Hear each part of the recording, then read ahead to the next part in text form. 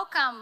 This is the G20 Infrastructure Investors Dialogue, Scaling Up Sustainable Infrastructure Investment Through Blended Finance. I'm Mamiko Yokoirai from the OECD, and I'll be emceeing this event. So we want to start off by inviting the first panel because we're tight in time. So I want to start with inviting the moderator, Enrico Porticelli. He's the Secretary General of the D20 Long-Term Investors Club and Head of International Institutional Relations of Cassa Deposita e Prestiti. And then I want to invite Ms. Bottomelo Masako from the DBSA. She's the CEO there. Mr. Ambroise Fayel, he is the EIB Vice President. Sergio Pimenta, he is from the IFC Vice President.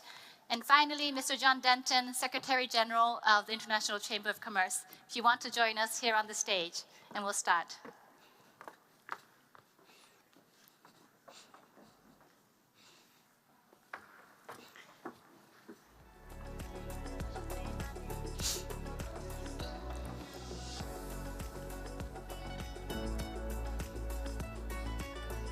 Yes?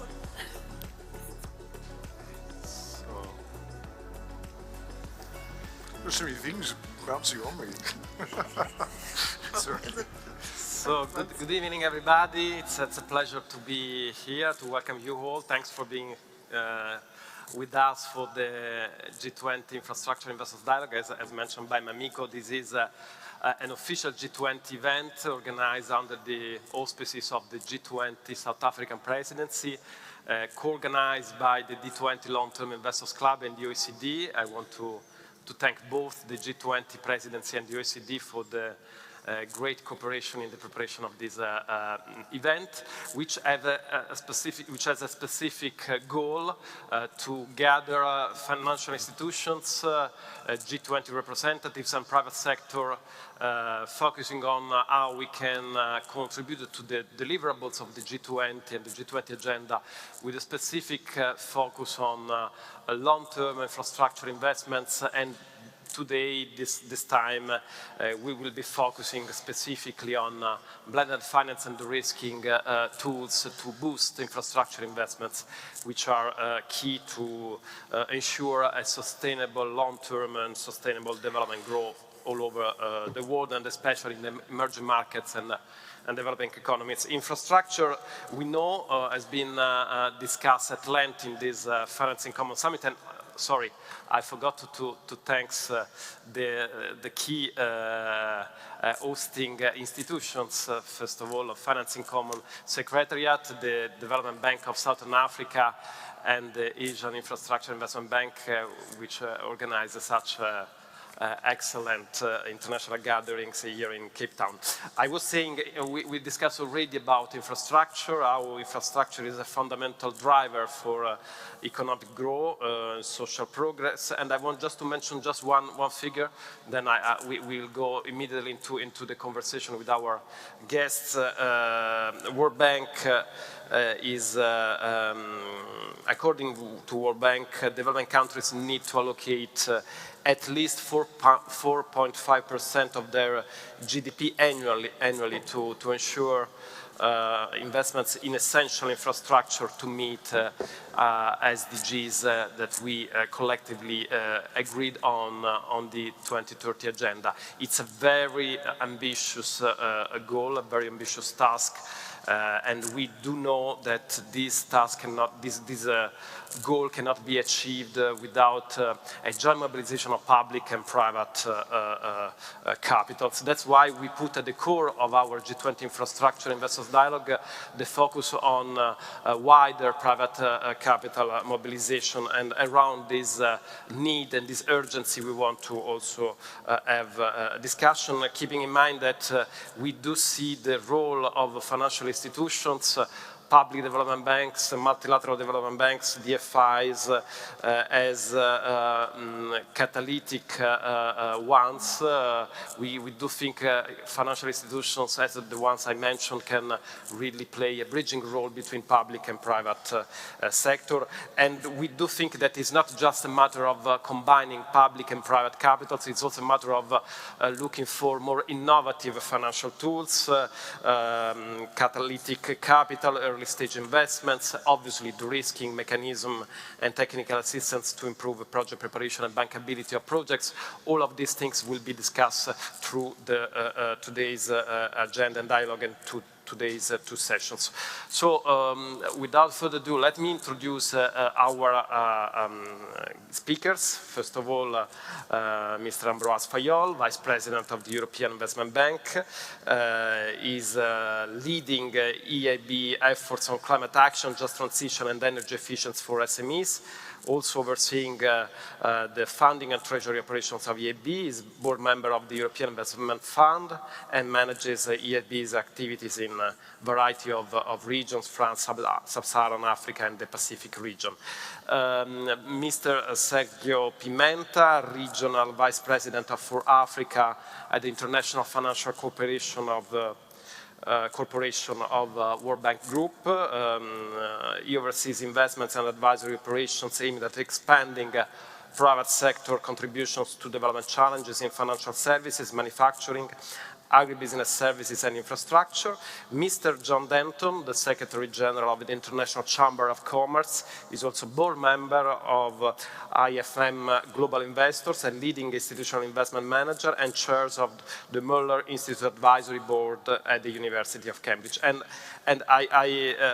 last but not least, maybe the most important person on stage today, the host of Finance in Common, Ms. Boitumelo Mosako, Chief Executive Officer of the Development Bank of Southern Africa. Previously, she served as DBSA Chief Financial Officer, overseeing strategy, investor relations, supply chain management, and information technology. Let me say, Boitumelo, let me allow to say this, you're really a force of nature. Your support, passion, expertise really give us a boost in all the work we did, we are doing in these days in the Finance in Common Summit, this morning in the D20 LTSC annual meeting. So thanks for everything to you and to your team. So having said that, I would start the conversation. As we said, this first panel is about blended finance, how we can work around blended finance to boost public and private partnerships. So I would ask maybe each of you to share a bit your experience, your knowledge, your expertise from the perspective of your institutions or organizations. So maybe I will start from Vice President Fayol. European Investment Bank, we know, is a key big multilateral development bank.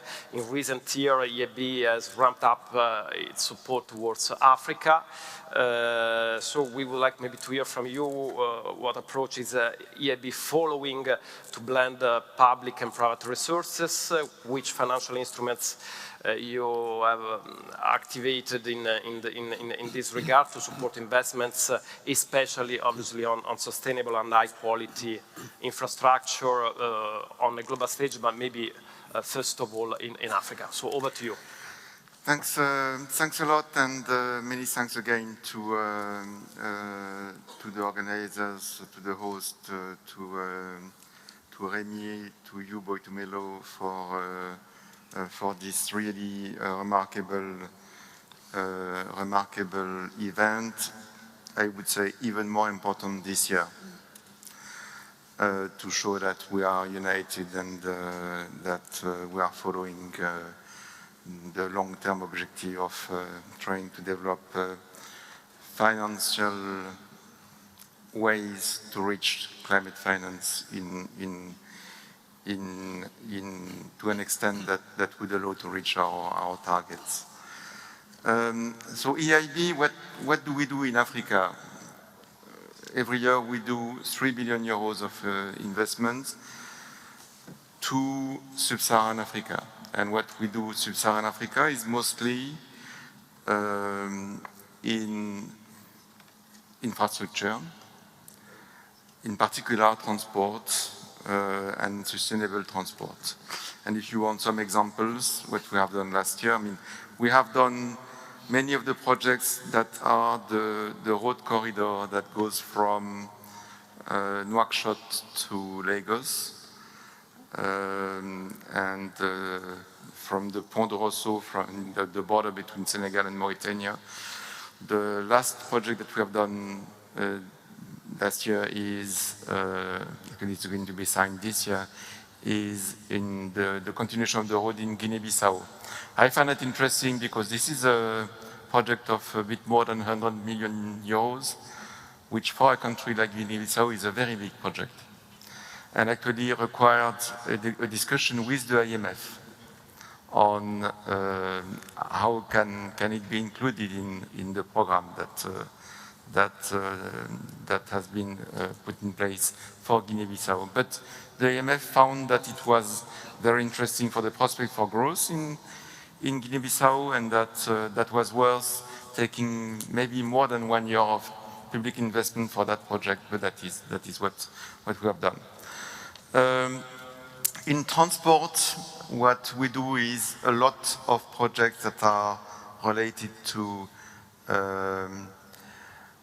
cities.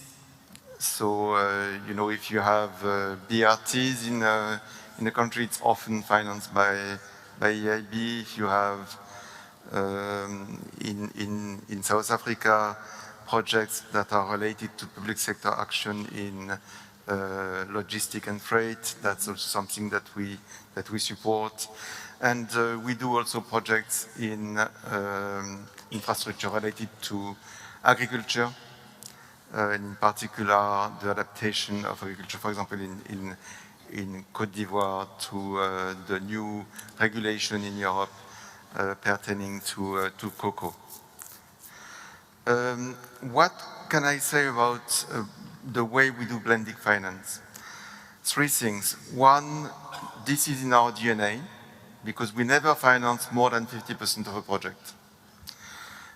So you need to find the other 50%. And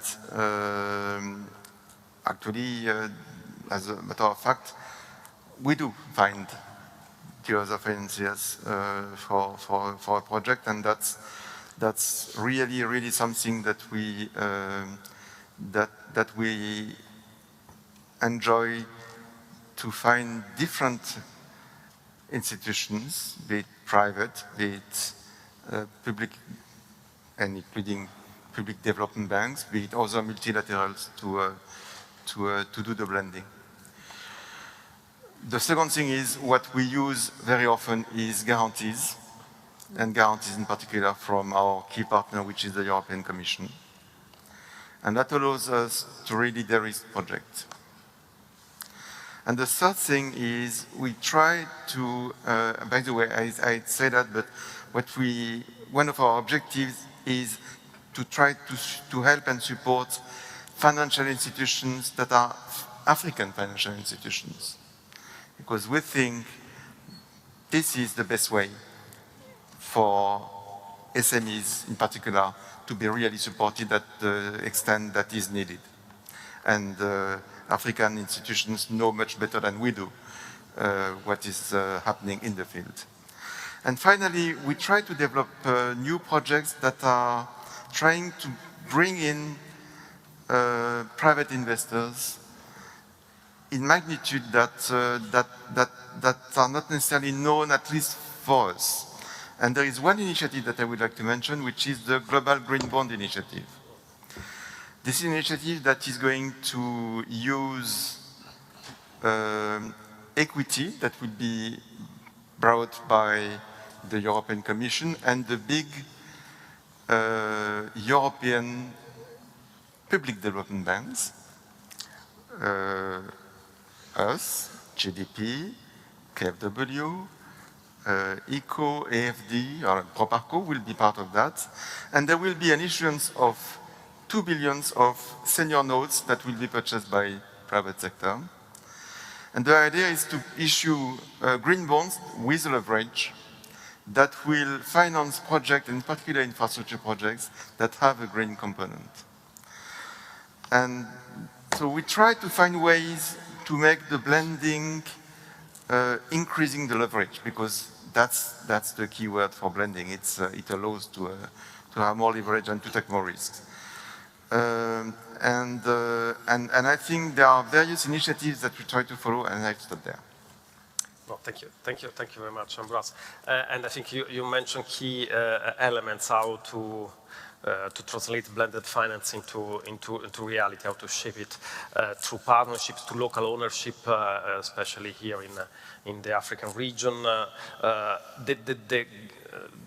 The risking and the guarantees elements, which is key with the key role play for Europe by the European Commission, the involvement of private sector, the also innovative efforts through this important initiative of the Global Green Bond Initiative. So I think around these elements, partnerships, local ownership, innovation, I think we can further develop the conversation. I would now move to Sergio Pimenta from IFC. We heard about the European perspective, with the European Investment Bank and the European perspective. Diversely important for us to also to hear from your side, from IFC, World Bank Group perspective, how you engage on blended finance, addressing especially infrastructure gap in emerging markets and developing economies, and how specifically IFC is leading this work. Over to you. Thank you very much, Enrico. And of course, thank you very much to our hosts, and it's a great pleasure and a great honor to be on this panel and to be able to talk a little bit about what we're doing on the blended finance space. So IFC, as you know, is the private sector arm of the World Bank Group, and we in Africa, we provide financing, long-term financing mainly, but also some short-term financing to support trade and supply chain financing. On the investment side, we deploy across the entire continent. We've been expanding our footprint, expanding our operations. We delivered last fiscal year $14.2 billion of financing for Africa in 45 countries. And a significant part of it is indeed in infrastructure. And a significant part of it also actually relies on blended finance. And we have gone into the business of blended finance coming as originally much more of a project finance type of institution.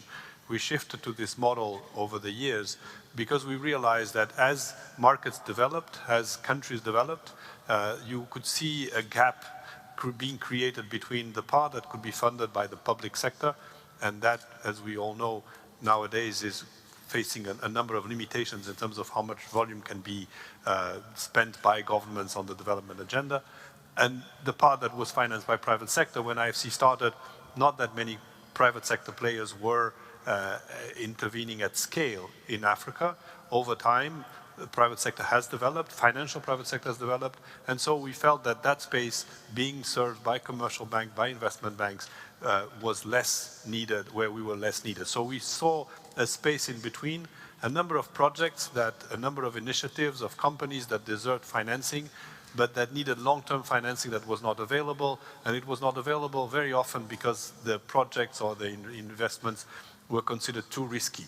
So blended finance is actually the perfect tool to bridge that gap. And so we experimented maybe 10, 15 years ago, and then we brought it to a much, I would say, much more scalable business over the last decade by leveraging different sources of blended finance to come in and blend funds from public sector to deliver more of funding on the private sector.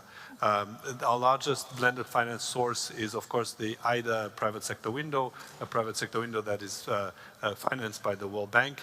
And this has been focusing on the poorest countries in Africa and across the world, but mainly in Africa, where the risk is perceived as being higher and it's more difficult to find financing for this type of projects.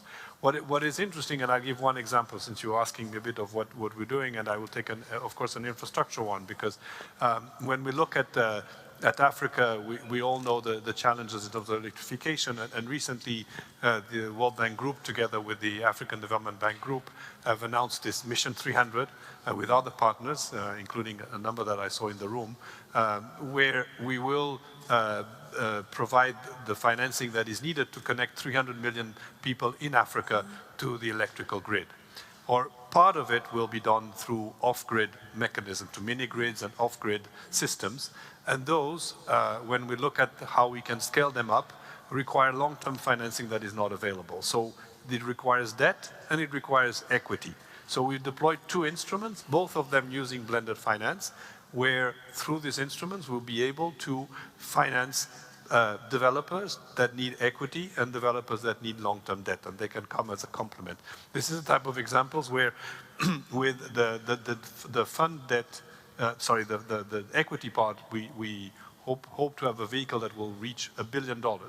And for that, we will need a tranche of 100 million blended finance of subsidies coming in, taking a first loss, a first tranche, and we are financing that together with other partners, and this will allow for connecting probably about 30 million people, so about the 10th of the target, which is quite a very important result, particularly because all these projects of distributed renewable energy are very often in more remote places where people don't have access to electricity. So that's one of the examples of what we do and how we think that blended finance is extremely important in order to deliver on the impact that we need to deliver on the long term.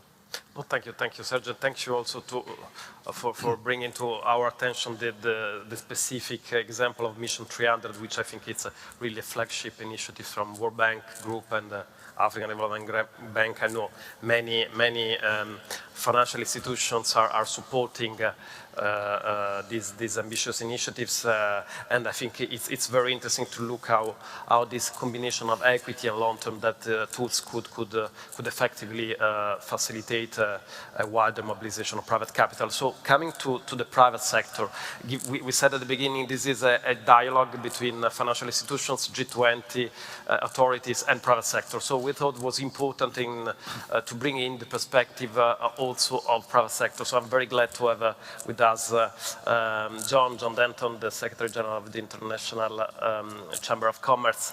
I want to ask you, John, to help us to bring a bit the perspective and also maybe the element of criticisms, of skepticism sometimes from private sector to engage on long-term investments, more risking ones, especially more risking ones in more fragile countries. So would like to definitely hear from you which kind of, from private sector perspective, which kind of financial tools are more needed to really encourage and convince private sector to mobilize and to contribute to these long-term investments, especially for infrastructure projects we know requires really long-term commitments, especially in specific most fragile countries. So over to you, John, to get a bit the sense of private sector perspective in this conversation. Thank you. Thanks very much, and it's great to be with you. I kind of get the impression that on this panel, my role is to be the kind of annoying one, to actually challenge the kind of nostrums and things like that. I mean, we love blended finance. In fact, I'm one of the founders of the Blended Finance Institute, which comes out of the Indonesia G20, which has been curated by a very famous ICC figure in Indonesia, Sherry Nurasalam. But I do think there's also a bit of a risk that it's a bit of a Maslow hammer here, that every problem can't be solved with blended finance, though it's constantly thrown up as the way forward. So the specific question you asked, if I could, I want to put it in a perspective, because one of the roles I play, or we play at the ICC, where we are in 170 countries, 70% of the global south, most inclusive business voice in the world. Our purpose is to enable business worldwide. And when we look at the remit we have, particularly the dominance very much in the ICC of emerging and developing economies, the issue is how do we enable business there? And of course, part of that is the enabling access to infrastructure and support. So in a funny way, we look at it, anything we're actually open to if it's going to enable business.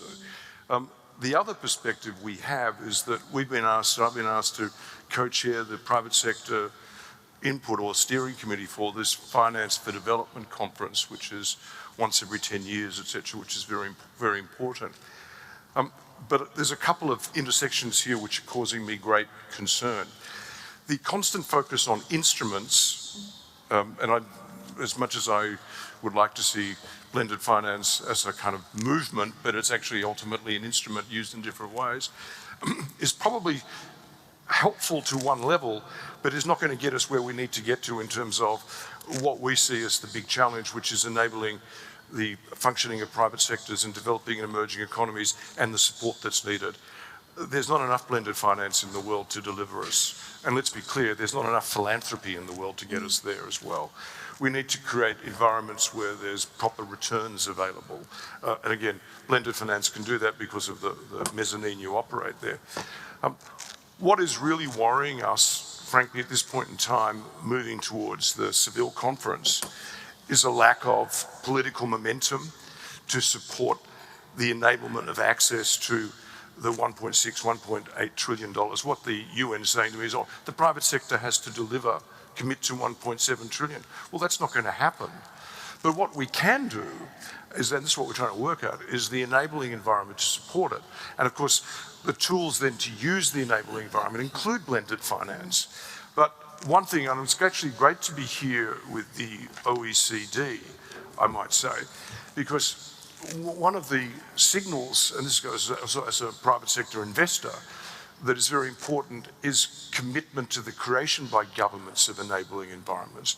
And the commitment by, for example, Indonesia, I was just in Jakarta with the economic minister, her coordinating minister was the finance minister, or acting finance minister. That is a very clear commitment to raising the investability of Indonesia. And I was in Thailand the week after in Bangkok.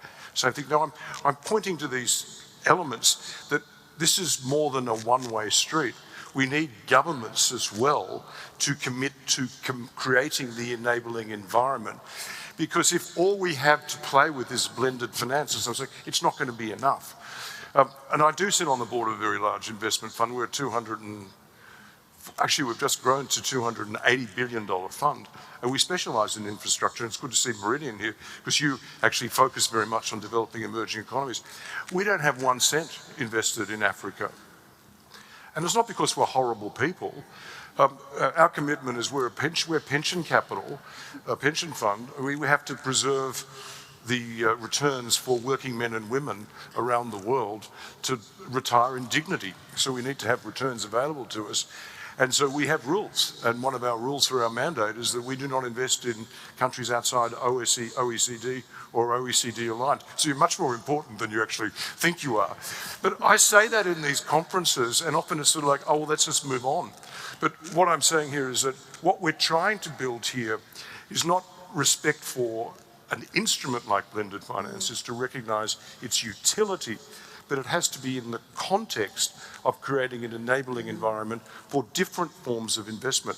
What I like, by the way, and what I'm trying to encourage people to look at, particularly from the sectors I'm involved with for investment in Africa, is the creation now of portfolio of projects, putting together almost a special vehicle, special purpose vehicle, but much bigger, but actually having within it the various elements. And you're seeing that, I think, come out of some of the blue ocean work that's going on. And this is exciting, because that will create a kind of investable product there.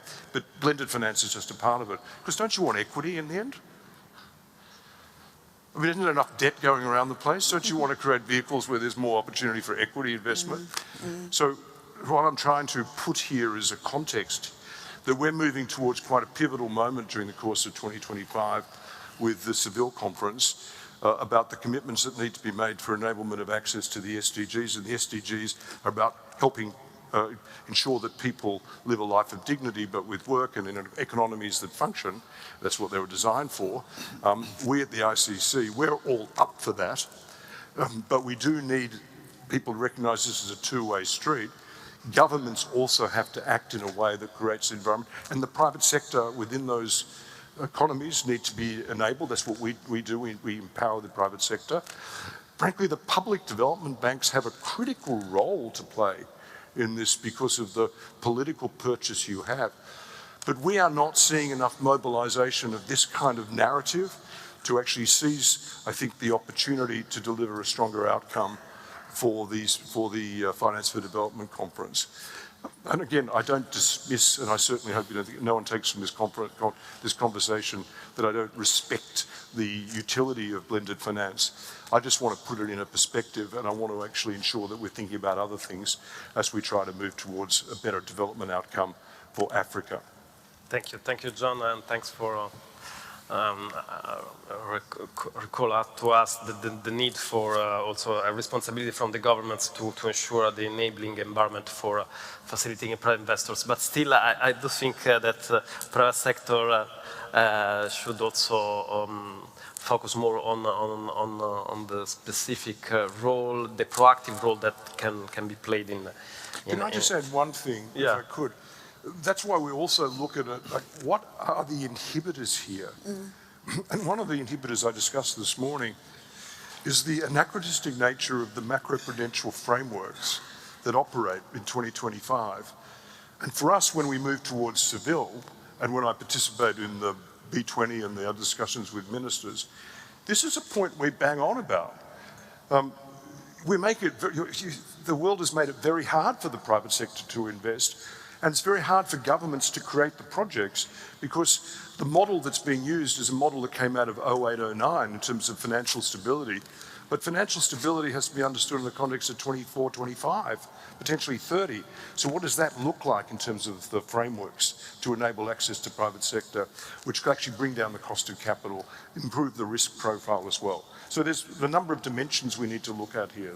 I do agree there is a multi-layer and multi-dimensional discussion that we need to take into consideration.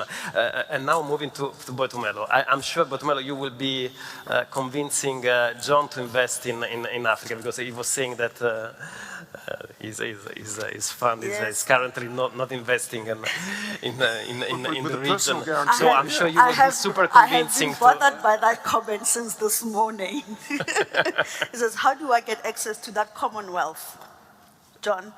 And I think, you know, when John talks about the inhibitors, and I think that's what we really need to look at to then say, how does John release? I mean, he manages $240 billion. You know, as a public development That's all I do. That's all I do.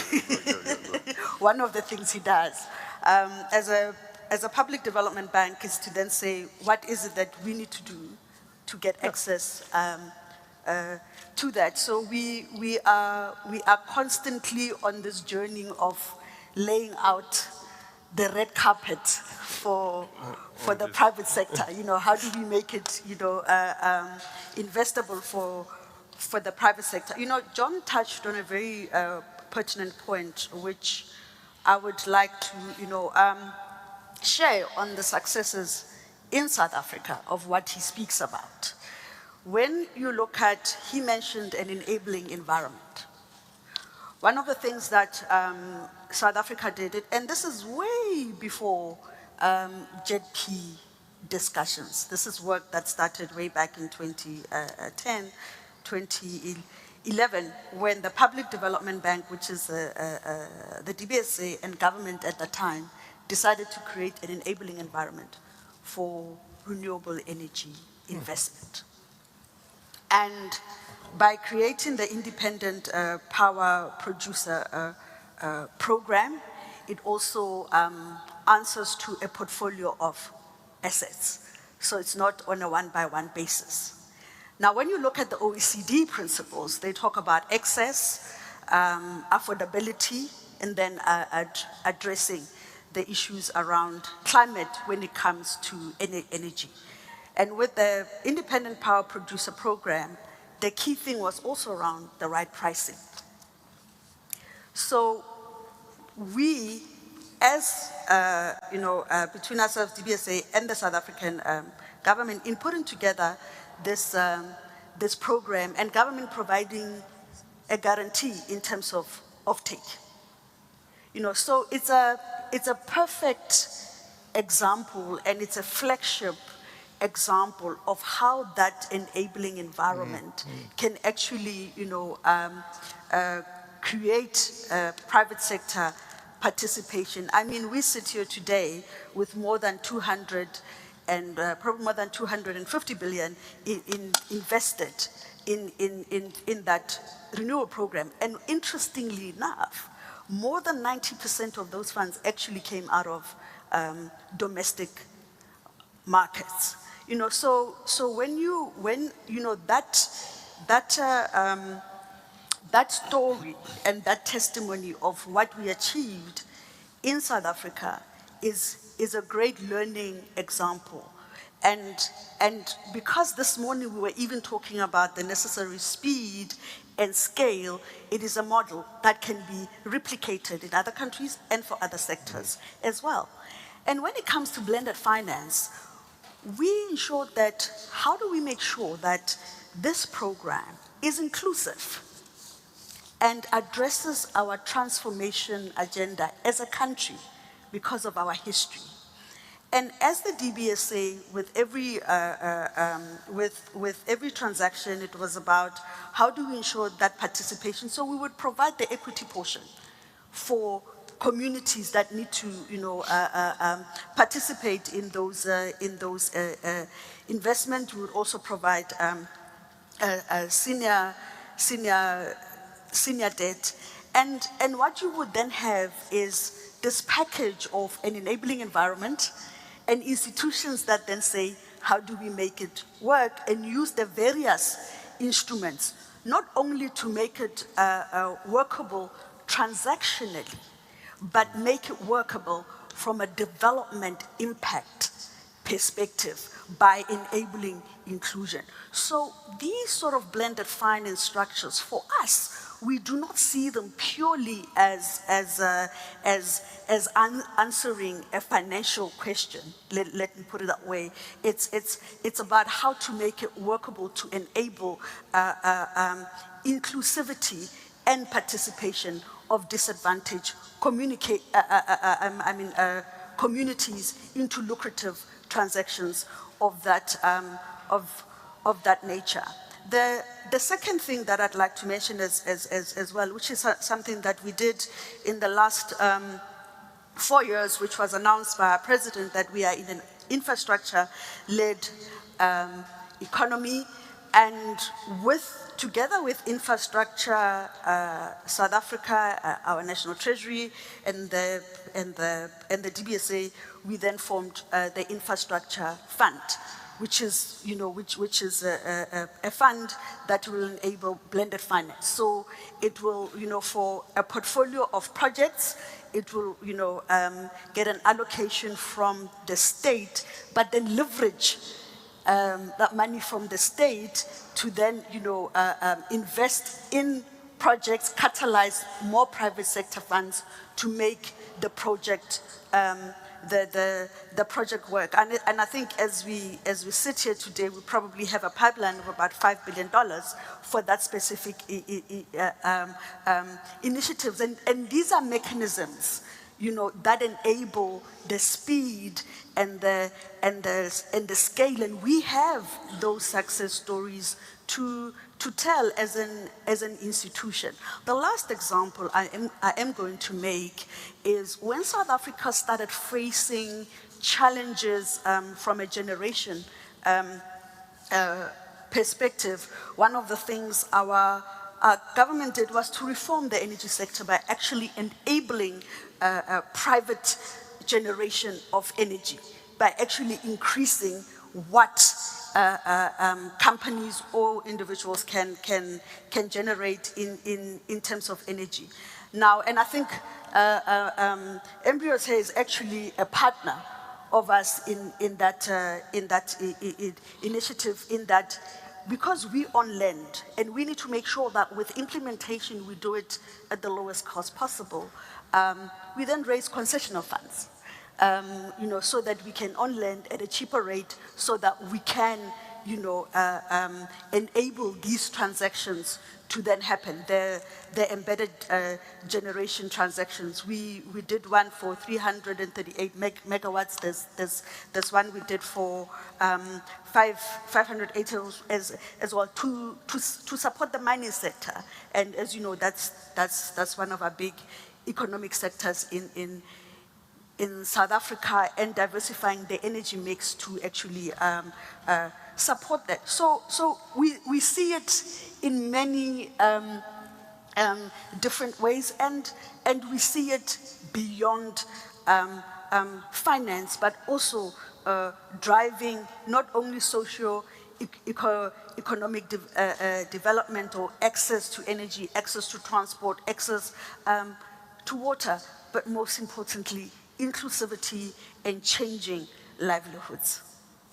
Thank you very much, Budmara. This was very important messages. I've been told we were planning to have a second round of questions, but I've been told that we are unfortunately running late, so we need to quickly move to the keynote speeches by the G20 presidency, the UCD, and the second panel. But first of all, let me say that together as G20 LTSC and together with the UCD, we continue to work around the conversation we are having here, also to really contribute to the work of the G20 presidency.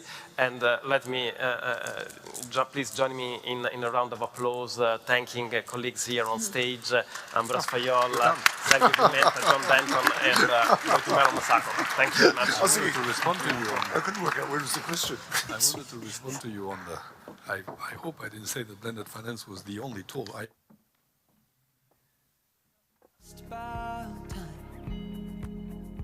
Are you in, are you out?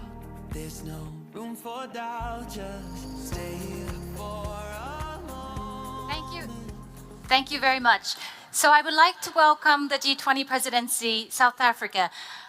Deputy Minister David Malsondo has rushed over from the G20 finance ministers meeting, so please welcome.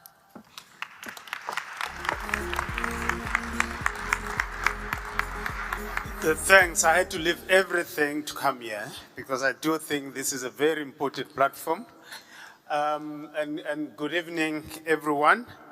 Let me acknowledge our esteemed speakers and the G20 Long-Term Investors Club and the OECD teams that have made this event possible. And in the team, I saw some of the former treasury officials of South Africa. I said, no, they are behind all this. They're doing a great job. So I was saying to them that if we were asked, what is South Africa to making the world better? I mentioned some of them, that we are contributing stuff to institutions like OECD. I won't mention them by name, lest I forget others. But I was saying to Alvaro that if we are asked, what is South Africa's contribution to make the world better? Here are our South Africans who are making it on a global scale. Let me also acknowledge the G20 Infrastructure Working Group members who have joined us today, both in person and online. International organizations, including international financial institutions, the private sector, and all of you delegates. Welcome to the 2025 installment of the G20 Infrastructure Investor Dialogue. Since 2021, this dialogue has been convened to discuss policy measures to incentivize investment in infrastructure. The focus this year is on scaling up sustainable infrastructure investment through blended finance. The Infrastructure Working Group of the G20 has been grappling with finding solutions to address the persistent infrastructure investment gap and to explore ways of creating better incentives and conditions to facilitate greater private sector participation in public infrastructure. And this is born out of the recognition that many countries, including ours, have limited fiscal space to invest in infrastructure at the scale and pace required to meet their respective sustainable development goals. This is also born out of the recognition that private financing for sustainable investment has been well mobilized for public infrastructure. However, it has largely been concentrated in advanced economies, and it is simply insufficient.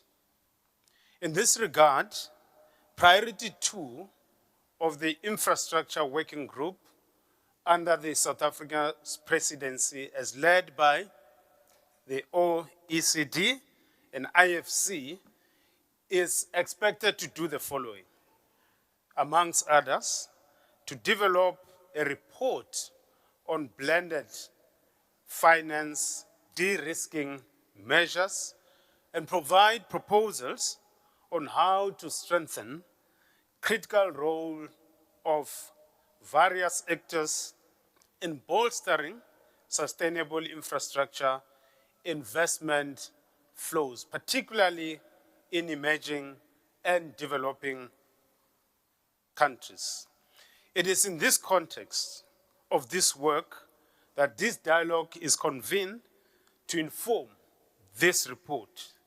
The dialogue, which has already started, and I was enjoying the interventions by different members of the panel, is meant to promote innovative and alternative financial solutions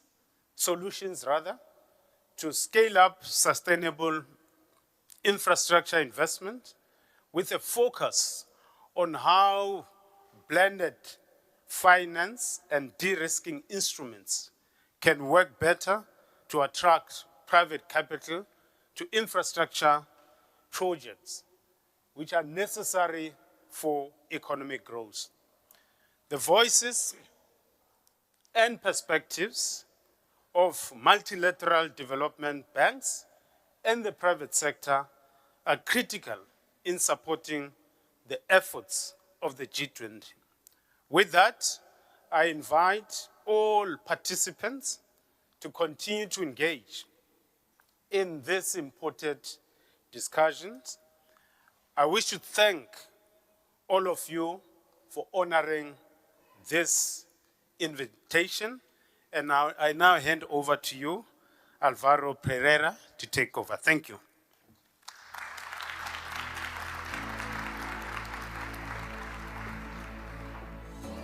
Well, good afternoon.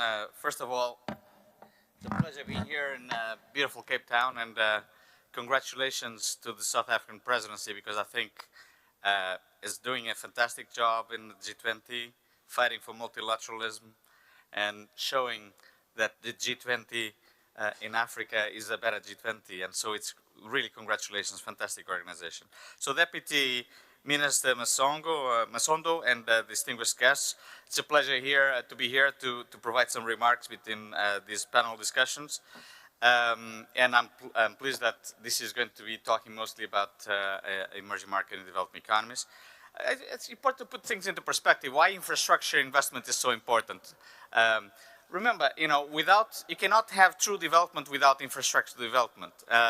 We know that infrastructure development is key for export competitiveness, is key to decrease costs and to get communities together, to create single markets, to be able to trade more with one another. That's very important. And just to give an idea how important it is for so many countries, usually I will always give the example of Colombia. It's not a G20 country, but it's a big country. It's very hilly. And usually to transport a container from Bogota to the coast takes longer, it's costlier than to ship it to Africa, to Asia, okay? It's a huge issue. So infrastructure for Colombia, very hilly country, in order, if they want to become more competitive, for them, infrastructure development is absolutely essential. The problem that we have in many countries is we all know that infrastructure is very important, but how to finance it? How can we make sure that governments with restrictive fiscal space, as the Deputy Minister was saying, and with huge development needs, how can they invest and have the necessary means? That's why blended finance is so key, and that's why I'm so pleased to be here. So we know that massive investments in infrastructure are needed. to meet the development needs, to build supply chain resilience, including the impacts of climate change and extreme weather events, to open up trading opportunities, and to enhance access to digital connectivity. Sometimes we think that it's only physical infrastructure, but digital infrastructure is key. And thinking about another G20 country, you know, when we talk about, for example, countries like Germany and others, really advanced, rich countries, sometimes they lack digital infrastructure. So digital infrastructure is very, very important also to lay out the foundations for stronger productivity and growth. The G20's Global Infrastructure Hub estimates the global infrastructure investment gap amounts to about $15 trillion cumulative between 2015 and 2040.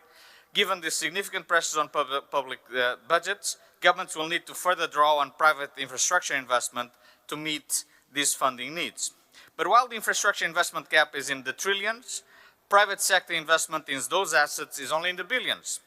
This is most notably in the case in emerging and developing economies, where it's estimated that for every dollar of public funds invested, only 37 cents of private funds are mobilized. So it's a huge gap.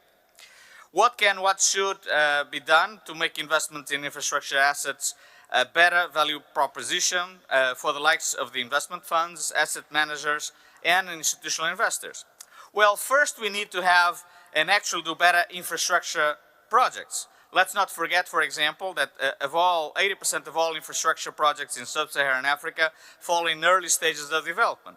So it is absolutely key that projects are well prepared, are well designed, and carefully assessed against a range of criteria. Well, the criteria can be technical, financial, commercial, environmental, and social, but also projects can be regarded by the private sector as economically sound, financially profitable, and commercially viable. And this is absolutely essential because otherwise you won't be able to attract the private sector. All of this has to do with effective project preparation at the project level, where project preparation facilities play a key role. But it's also contingent, to a great extent, on our ability to provide conducive framework conditions, including sound institutions and infrastructure planning. We also need robust governance of infrastructure development at the country level to offer certainty, visibility, stability, and predictability to private investors through the entire infrastructure lifecycle. The OECD recommendations on the governance of infrastructure sets out the key elements of an effective infrastructure governance framework, including robust budgeting and project assessment, as well as integrity controls. And the OECD support tool for effective procurement strategy provides countries with evidence-based methodologies for sound infrastructure planning and decision-making to maximize the number of bidders for projects and establish clear risk-sharing mechanisms in public-private partnerships. The OECD also provides tailored support to developing countries with capacity building and policy advice covering the full infrastructure life cycle, from project planning to maintenance, such as through the Sustainable Infrastructure Program in Asia. However, because infrastructure is a specific type of asset, it often requires massive capex upfront, especially for capital-intensive clean energy assets, involves long development time, and raises complex engineering and regulatory issues. So infrastructure is often seen by private investor as being too risky compared to the expected returns. And so it is absolutely critical in many cases for the public sector to mobilize specific financial instruments to improve the risk and the return profile of those assets over their life cycle. This is why the discussion today that you are having here on leveraging blended finance instruments to mobilize private capital is so important. There are three areas where the OECD can support this discussion. First, the OECD provides practical guidance on making greater use of blended finance tools to improve the risk-return profile and ultimately the attractiveness of investments in sustainable development. This is important because very often what the OECD does is to share best practices, but also to learn from each other what works and it doesn't work. Sometimes we learn more from our mistakes than we learn things that work well, and the OECD can provide that. Secondly, the OECD's Development Assistance Committee's blended finance principles provide recommendations on the design of these tools and on tracking financing tools to ensure their transparency and efficiency. And we are also building on these principles to launch new guidance on blended finance for climate change adaptation this year. And this year, we will support South Africa's G20 presidency priority on scaling up sustainable infrastructure through blended finance, jointly with the International Finance Corporation, with a report on the role of guarantees, their use for these risky infrastructure projects, their limitations, and how to increase their uptake by financiers and investors. And on that note, I just like to hand you back to the second panel this evening, just saying that basically this is a huge issue, a very important issue, so we look forward to our discussion to learn more from each other. Thank you.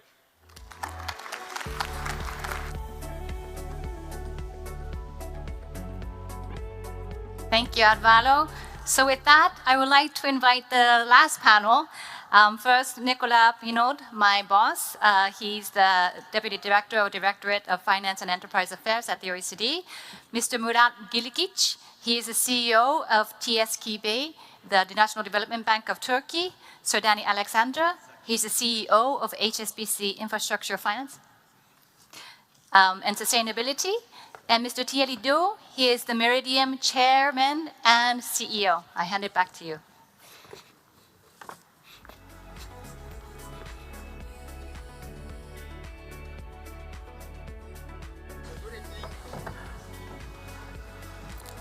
Good evening to all. Okay, you can hear me well. Okay, so it's a bit of a dilemma. We have basically 25 minutes to expedite, I think, a 40-minute panel. So we will try to be to the point and crisp. Of course, when we are talking about private sector mobilization, probably you remember Addis Ababa 10 years ago, it was very fashionable to say that private capital mobilization would be perhaps not the magic bullet, but at least one key ingredient to fix the issue of development finance. 10 years later, we are now heading towards Sevilla. Clearly, this is a hard nut that has not been cracked, if I may say so. So we are still talking about it and hearing the conversation at the fix today. Everybody talks about it. So it's still very good to talk the talk, but it would be also good to walk the talk. And John Denton said it, if the private sector is not investing more in infrastructure, there is certainly good reasons for that, not because the private sector people are bad persons or horrible persons, but because they don't have the right incentives to do so. There are, of course, regulatory issues as well. But I would like to say that everything else being equal, there is a possibility to use some financial instruments to de-risk infrastructure investments. So, of course, everything that Alvaro Pereira mentioned, that John Denton mentioned about framework conditions, the ability to come up with bankable projects, good projects for the private sector is absolutely essential at the level of the supply side. But this put aside, which is of course really important, is to what extent can we harness innovative financial instruments to foster private capital mobilization for infrastructure. And this is where the issue of guarantees come in. And I remember 2023, Indian presidency of the G20, there was this independent expert group that took a look at those issues. And they mentioned guarantees as one of the key instruments to be mobilized in this regard. But at the same time, the figures are quite telling. Actually, guarantees, if you take the World Bank Group, and it's absolutely not a criticism, it's actually like less than 1% of grants and loans provided by the World Bank. So this is an instrument which is still used in a marginal manner. How come? Are there some limitation, challenges with the mobilization of guarantees? How can guarantees be better harnessed by the private sector? And so these are the issues that we'll discuss today. So for this discussion, we have a very good fantastic lineup, I would say, of very experienced practitioners. I would like to start with Mr. Murat Bilgic, who has been serving as CEO of TSKB, the Turkish Industrial Bank. Mr. Murat Bilgic, so I go straight to the point. And perhaps then we can go speaker by speaker. What has been the provision of guarantees by TSKB to the private sector? What is your experience in that regard? What kind of feedback did you get from your clients? Please. Thank you. First of all, at this time of evening, I want to thank to the organizers for this very good event, and I have a big pleasure to be here. Thank you, both Jean and Remy, on behalf of your good institutions for organizing this summit. It is quite successful up to now. I think it will be a good remembrance for us after years. For your question, actually, TSKB, it is not an industrial bank, also industrial and development bank, actually, the full name. We are a development bank, but TSKB is a privately owned development bank. It's unique in this sense, actually. In the world, maybe it's unique.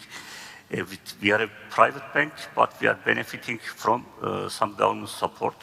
We are funding ourselves from DFIs with the Turkish Treasury guarantee, actually. So it's a private and public mission for TSKB. We are lending only to the private sector. We are not financing public sector. But we are funding ourselves with the guarantee of the government through the DFIs. So it's a mixture of private and public mission here. Very strong SDG commitments we have, actually, as the largest development bank of Turkey. Almost 60% of our funding base is through the DFIs, guaranteed by Turkish Treasury, and 30% nearly are the securities that we are issuing, which are also sustainable. Eurobonds, actually, we are issuing. So we are not using domestic funds.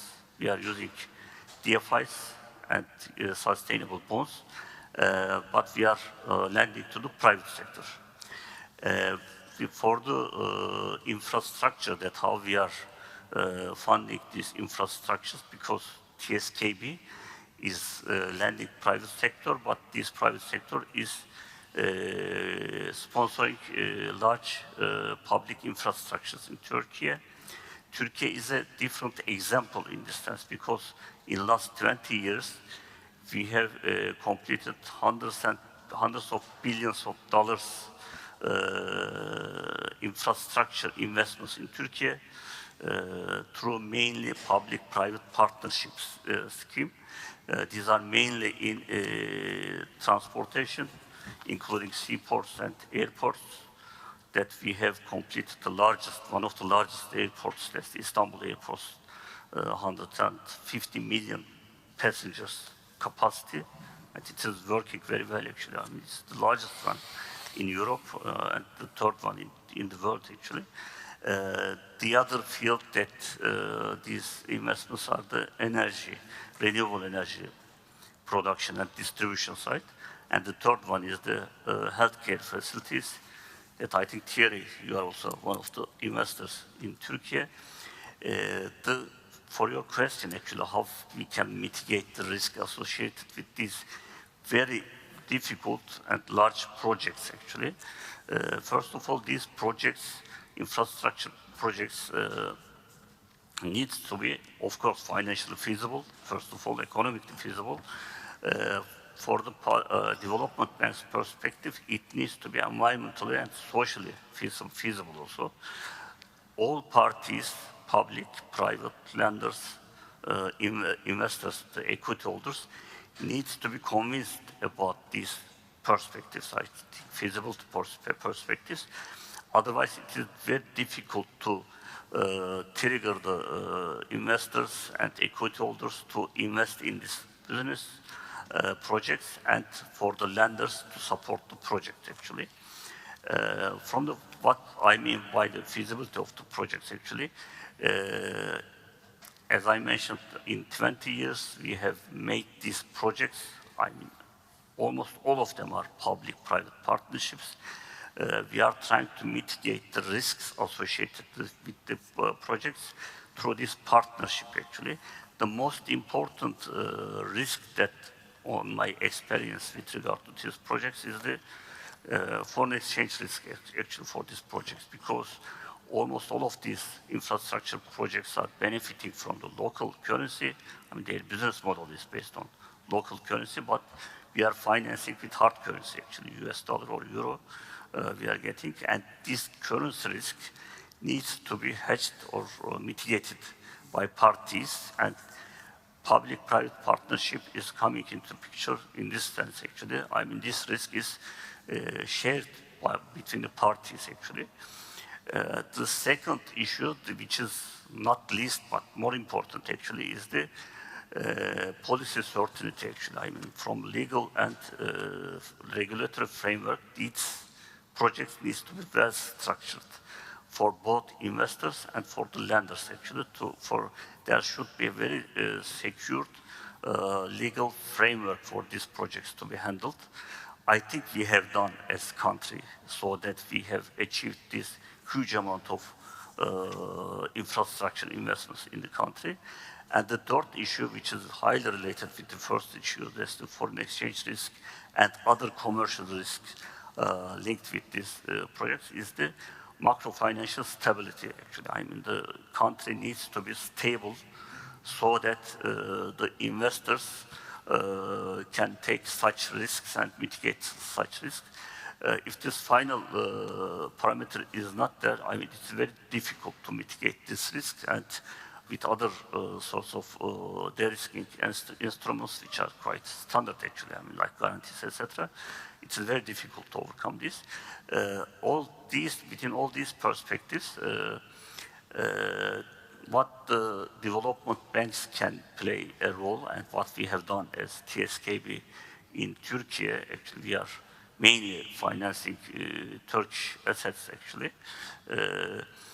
We are a lender in these projects and combining with commercial banks and international institutions. And we are trying to attract the investors for these projects, actually. Not only Turkish sponsors, but together with investors. With help of this blended financing and good structure of the projects, we are trying to team up with the public sector to put some quasi-guarantees for the projects. We are taking some risks, especially the currency risks. So in a short-term perspective, and we are trying to put some hedging mechanism in the projects. And as a development bank, we have a very good expertise and experience with regard to our relations with the DFIs, actually. We are trying to structure the deals and projects in a sense that they can be investable, because especially investors, equity investors, they need to exit from the projects within a point of time. So the projects need to be liquidatable, or high liquidity with regard to the foreign investors, actually, because the concession periods are very long. But the investors, especially in blended structures, needs to exit from the projects so that the development banks can play a role in advising both the sponsors, local sponsors, and public sector to structure the deal on a public-private partnership. This is quite important. And I think that Turkey has, for many of the projects, achieved a good story, actually, with regard to the infrastructure investments, and almost all of the transportation and energy for the energy deals, almost all infrastructure deals have been done, actually. So development banks has a crucial role in structuring the deal and coming together the parties to the picture. Thank you very much, Murat. And I think your point on the exit for investors is absolutely critical, in particular building a robust secondary market where indeed you can offer the possibility for investors to exit. I'd like to move to our second speaker, Sir Danny Alexander, who joined HSBC in November 2024 as CEO of HSBC Infrastructure Finance and Sustainability CIB. Previously, Sir Danny, you had a different act as Vice President of AIIB, so it would be interesting also to get your perspective, both from a public and the private angle, and also before you had eminent responsibility at the government of the United Kingdom. So, Sir Alexander, I would say, with your two hats, what would you say about precisely the availability of guarantees, the impediments to the use of guarantees, how you see the private sector use of those instruments, and in particular when it comes to the regulatory dimension of the issue? So thank you very much, and it's a great pleasure to be here. HSBC has the goal to substantially grow our infrastructure business, specifically around the commercial opportunities that come from the net zero transition. And for the transition to be successful, it has to be a commercial opportunity, fundamentally. We can talk about it here in the G20 and elsewhere, but it has to also be something that the banks and funds and financiers can invest in successfully. And in that sense, guarantees are a very useful instrument. Perhaps guarantees from public development banks and multilateral development banks are useful, but not quite as useful as they could be. Let me explain. So, in HSBC's case, we have used guarantees in a number of examples.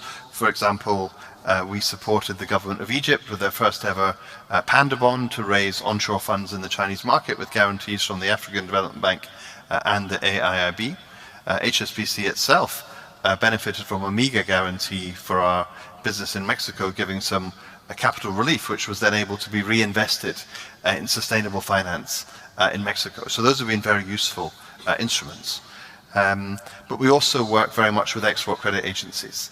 And export credit agencies and export finance is a very established, simple, clear, scalable model for guarantees. And I think in your work, you should look very much at the ECA example as guarantee products that really work very well, are very scalable, they're simple, they're standardized, they're easy to understand, and they're also recognized by regulators. So I think one of the issues around this debate about guarantees is to consider, specifically for MDBs and I think also public development banks, is what is really the relief that financiers get from using those guarantees. And different regulators have different practices.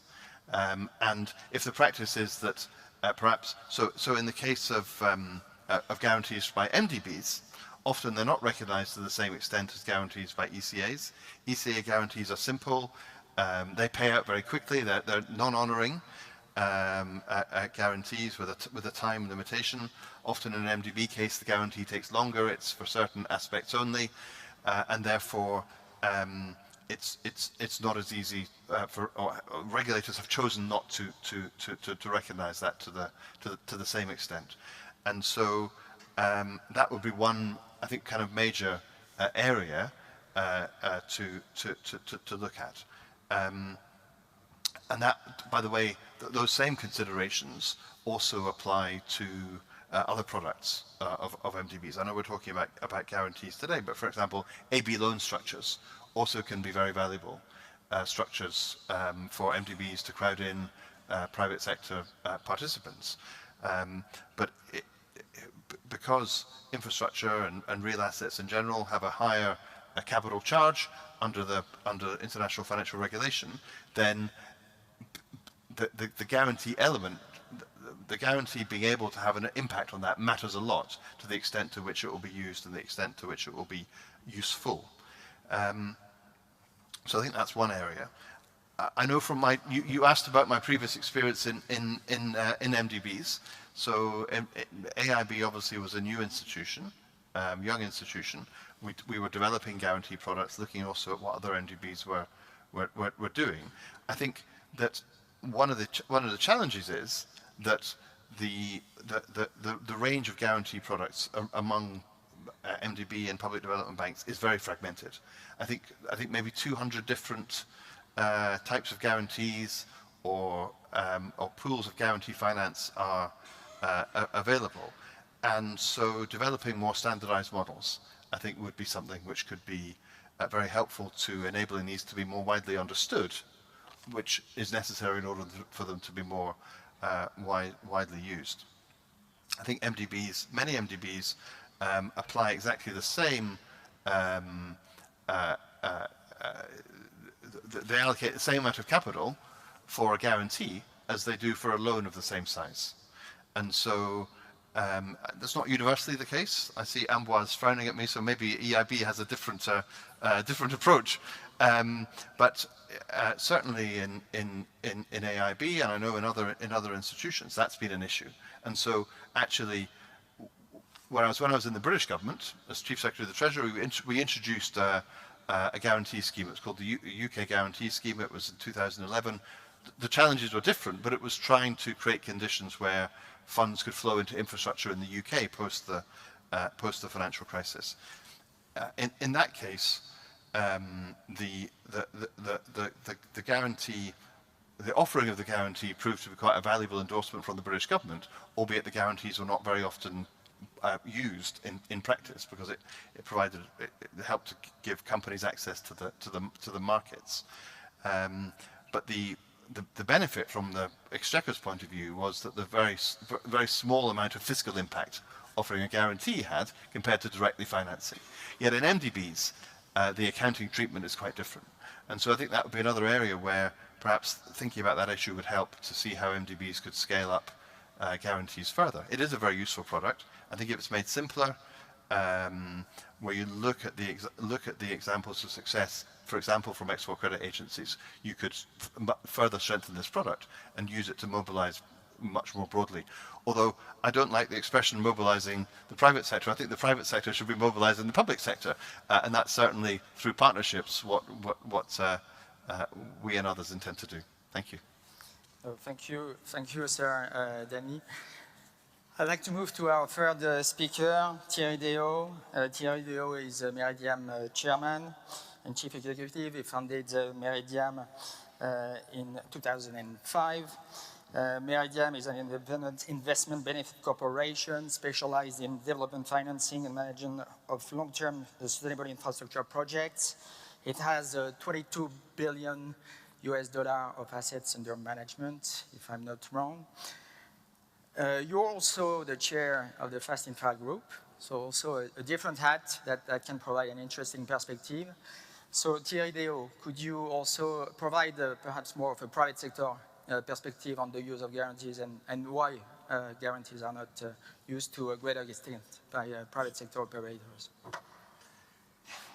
First of all, I perhaps heard a word on Fast Infra Group, because I think it's part of the whole de-risking and speaking the same language, and especially with the label, making it more transparent for both private sector, government, and DFIs, what it is exactly that we mean by sustainable infrastructure, because there's so many standards and there's so many.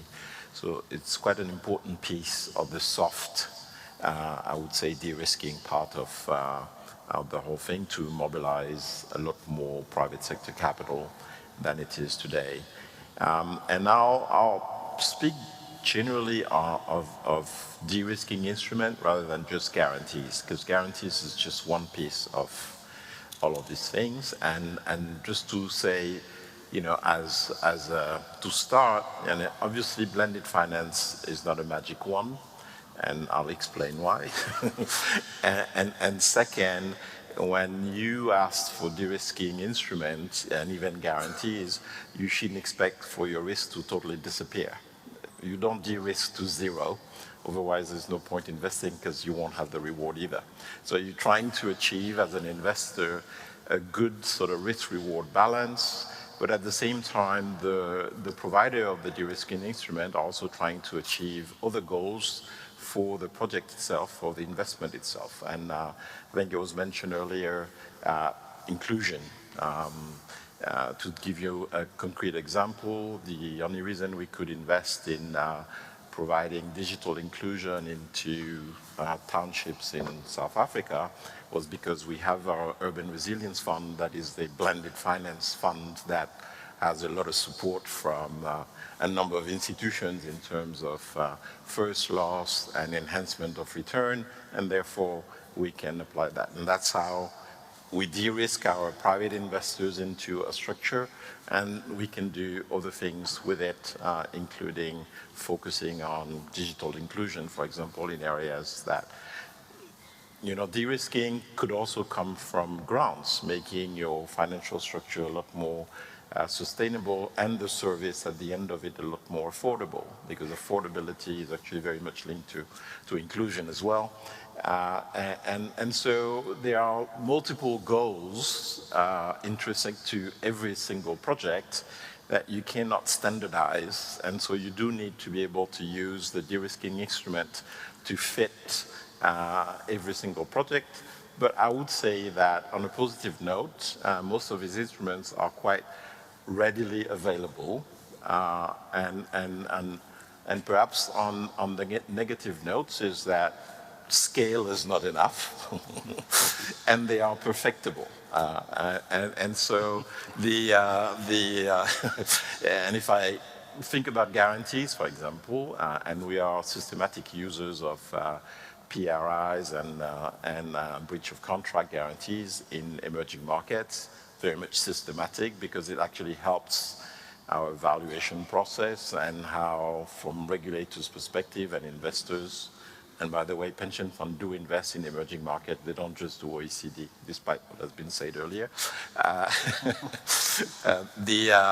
It's helpful, but at the same time, the timing to trigger this guarantee, the execution, if you do have a materialization of a risk, is sometimes too long and difficult to explain. And of course, it serves first as a deterrent. It's a bit like a nuclear bomb when you have a guarantee from the US government or MIGA in front of the government. Usually nobody wants to trigger that bomb, but sometimes you may have to. So the implementation, and this is where things can be perfected, needs to be more transparent, clear, systematic, so it could really be valued by regulators and private sector to be used at scale and bigger scale. And I think that's an important piece of those de-risking instruments. But de-risking instrument could be just risk sharing, co-lending, a loan, B loan, or just straight co-lending.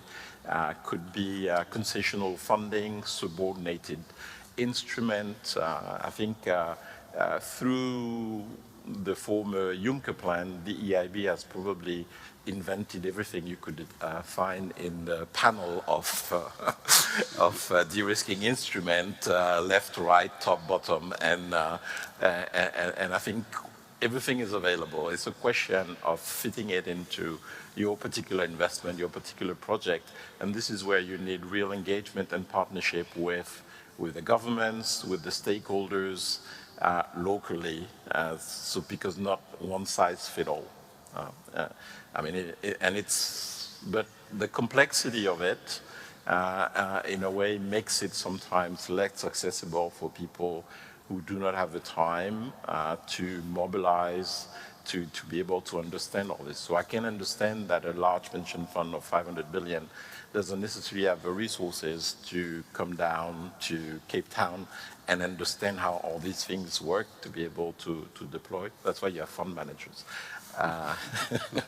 Sorry for that ad for 10 seconds, but it's hard work. But I think where we can go with all of this is making those things more understandable, more accessible, more efficient when they are used,